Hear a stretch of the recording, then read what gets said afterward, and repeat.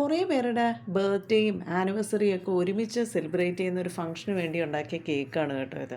ഇതൊരു വാഞ്ചോ കേക്കാണ് കേട്ടോ.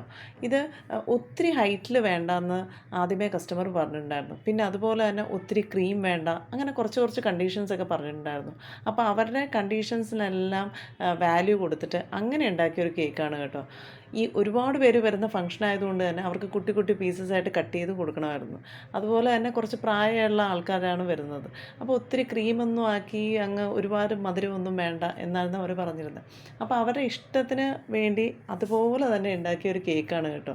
പലയിടത്തും ഡിസൈനൊന്നും നോക്കിയിട്ട് എനിക്ക് കിട്ടിയില്ല. അത് കാരണം ഞാൻ എൻ്റെ ഓൺ ക്രിയേറ്റിവിറ്റി അങ്ങ് പുറത്തെടുത്തതാണ് കേട്ടോ. നിങ്ങൾക്ക് എല്ലാവർക്കും ഇഷ്ടപ്പെട്ടിട്ടുണ്ടെങ്കിൽ ഒന്ന് അഭിപ്രായം പറയണേ.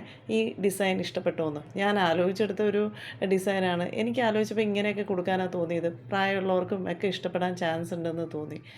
അതുപോലെ തന്നെ കേക്ക് എല്ലാവർക്കും ഒത്തിരി ഇഷ്ടപ്പെട്ടു എന്ന് ഫീഡ്ബാക്കും കിട്ടി കേട്ടോ. ആസ് ഓൾവേസ് കേക്ക് നന്നായിട്ടുണ്ടെന്നായിരുന്നു കസ്റ്റമർ പറഞ്ഞിരുന്നത്. പിന്നെ ഇതിനകത്ത് കുറച്ചും കൂടി മോടി പിടിപ്പിക്കാനായിട്ട് ഞാൻ 2 ബട്ടർഫ്ലൈയും കൂടി ഫിറ്റ് ചെയ്തിട്ടുണ്ട് കേട്ടോ. ഇത് വലിയ കേക്ക് ആയതുകൊണ്ട് എൻ്റെ ക്യാമറയിൽ അത് ഫുള്ള് ക്യാപ്ചർ ചെയ്യാൻ പറ്റിയില്ല.